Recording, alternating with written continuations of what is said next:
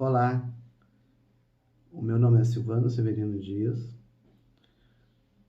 e antes de apresentar para você o conteúdo dessa unidade 2.0, que tem como título Nietzsche e os Pré-Socráticos, quando organizei esse curso, eu organizei a partir de dois pilares, ou seja, dois propósitos. O primeiro deles é apresentar uma compreensão de filosofia que te permita a compreender o mundo em que vive e refletir sobre as suas experiências de vida.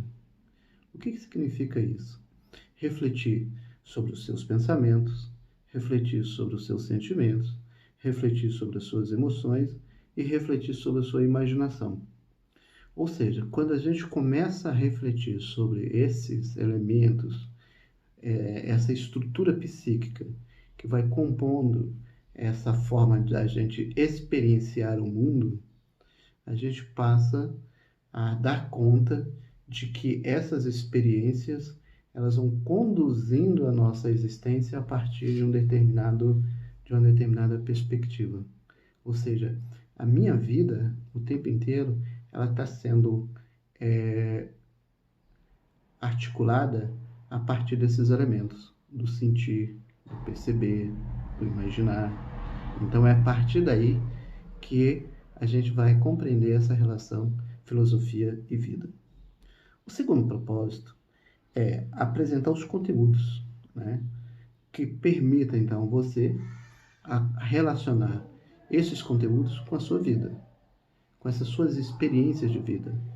E isso aqui é importante, ou seja, você então passa a fazer uma reflexão sobre os seus próprios pensamentos, suas próprias experiências e ao mesmo tempo entender se esses conteúdos que estão sendo trabalhados aqui vão te permitir acrescentar algo ou se eles passam a ter sentido para a sua própria vida e para a própria experiência que você realiza no dia a dia. Então, vamos começar a unidade 2? Para a gente começar, é importante então a gente ter como referência o pensamento de Nietzsche. E para isso, eu escolhi a obra A Filosofia na Época Trágica dos Gregos, em que Nietzsche escreve em 1873. Nessa obra, o autor, Nietzsche, apresenta como os gregos articularam os saberes que aprendiam com o Oriente, com os povos vizinhos e logo praticaram. Essa é a primeira, uma das expressões do Nietzsche, logo no início desse texto. Nesse período em que Nietzsche está descrevendo, é o período que vai desde Tales de Mileto a Demócrito, ou seja, que está demarcando, delimitando a constituição do pensamento dos pré-socráticos.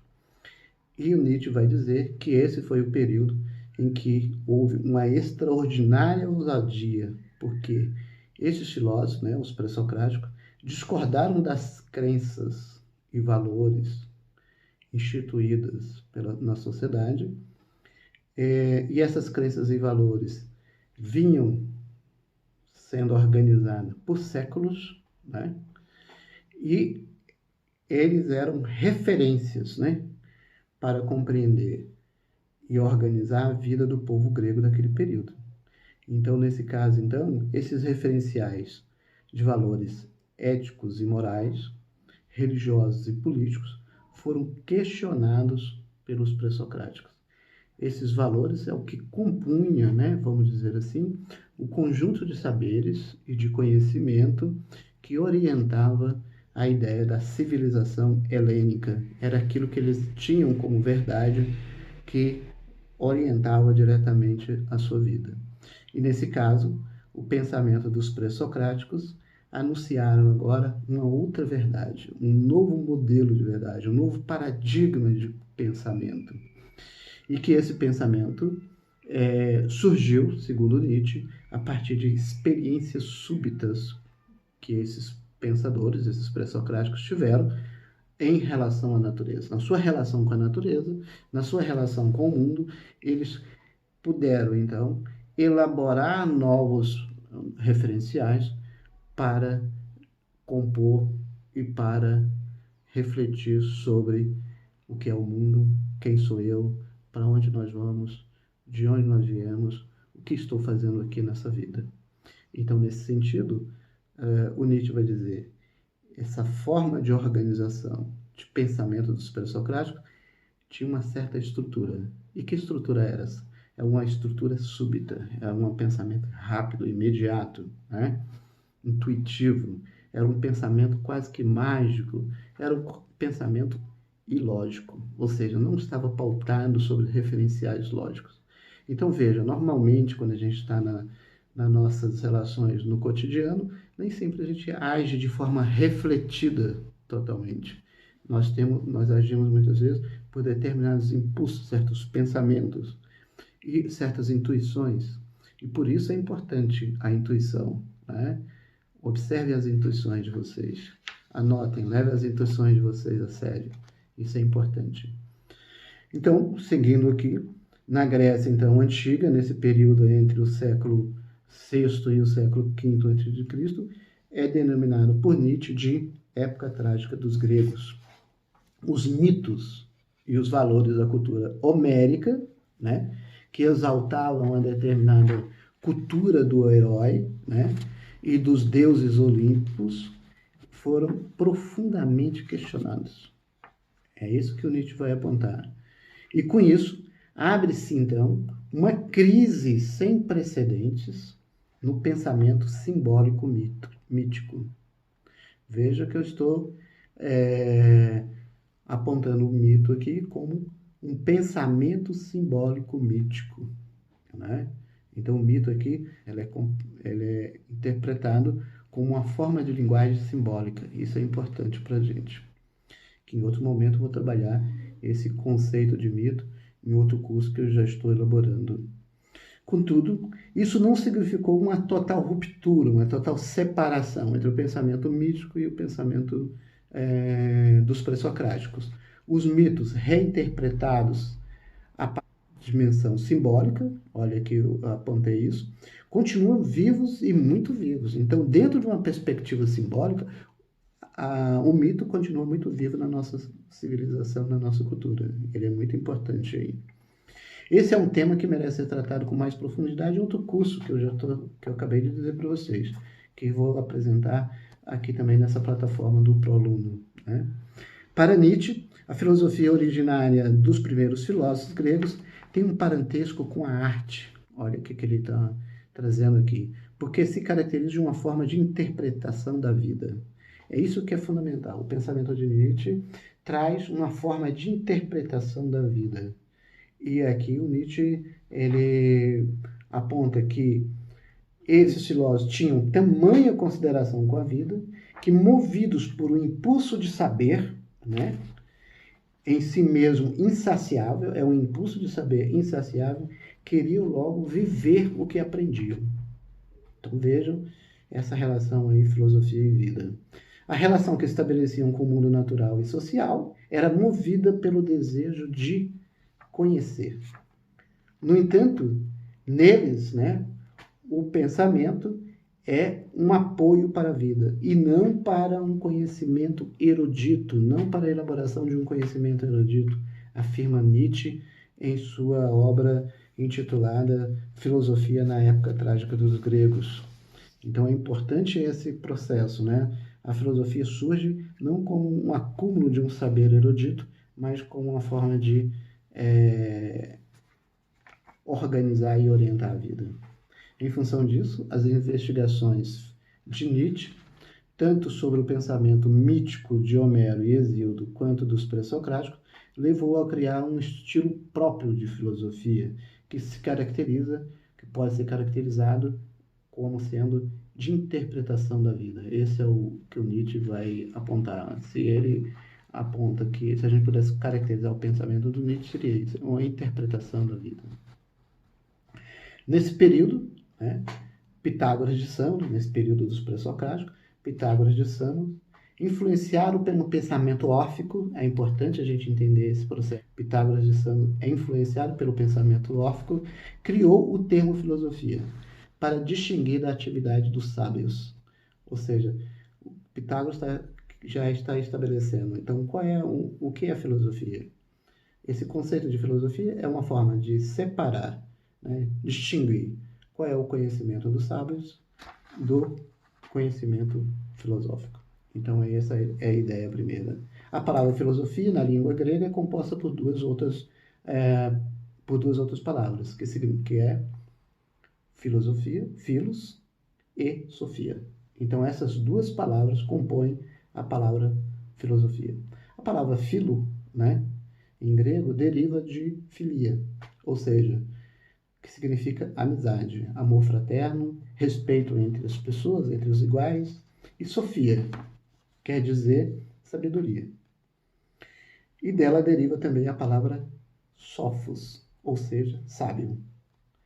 A filosofia na época trágica dos gregos, Nietzsche vai afirmar que a etimologia desse termo, sofia, também está associada a sápio. E sápio quer dizer também saborear. Eu saboreio. Eu sou um degustador. E aí o Nietzsche vai apontar. Esse é uma ideia de Sísifos, né? Quem é Sísifo? Sísifo é o homem, o degustador, que tem um gosto mais apurado. Veja que dentro da filosofia nós temos aí o mito, né? Que aqui dá para a gente fazer uma interpretação, mas nessa aula esse não é o tema da nossa aula. A filosofia, então, passa a ser um modo de degustar a vida, de saborear a vida. Veja, então, olha só o sentido do termo filosofia. Ou seja, não é uma visão intelectualista da filosofia, não é uma visão erudita de conceitos, de pressupostos lógicos, mas um modo de saborear, experienciar, degustar a vida. Veja como a filosofia está sendo posta. Então, isso é interessante. No entanto, esse autor nos adverte que o período não foi duradouro. Esse período dos pré-socráticos não foi duradouro. Sócrates e Platão, ao criarem o conceito e situarem a filosofia a partir de um referencial conceitual, aí o Nietzsche vai dizer, esses filósofos criaram um referencial conceitual lógico, racional, que subordinou, então, essa forma de interpretação da vida a um modelo meramente intelectual, né, racional, a um discurso racional, em que a intuição, a criatividade, a vida concreta no campo da imanência passa a ser um segundo plano, onde nós vamos buscar um plano mais elevado, que é o conceito, o mundo das ideias platônicas, que depois a gente pode comentar em outro momento.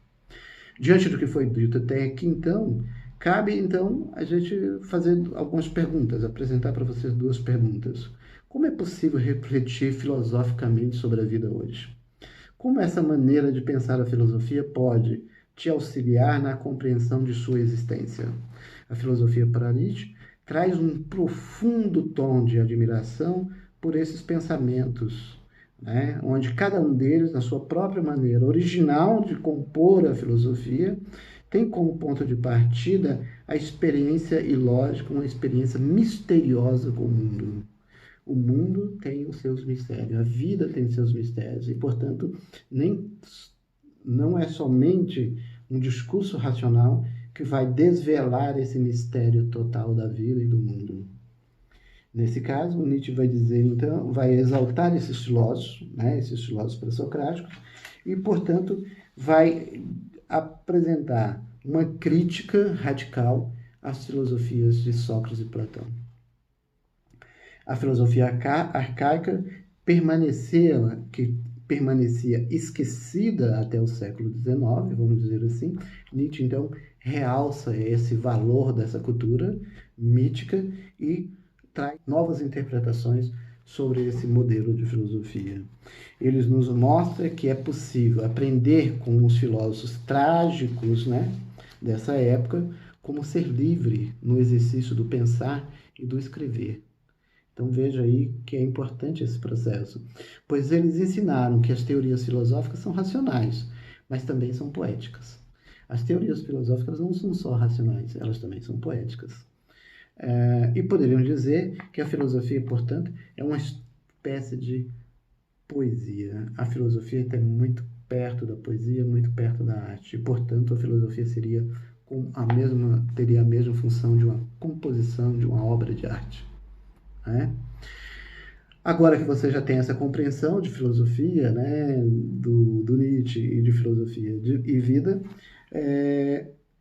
nós vamos passar então a apresentar 3 fragmentos, né, da obra do Nietzsche. Mas isso nós faremos na próxima aula, porque o importante nessa aula era apresentar esses conceitos, né, de filosofia.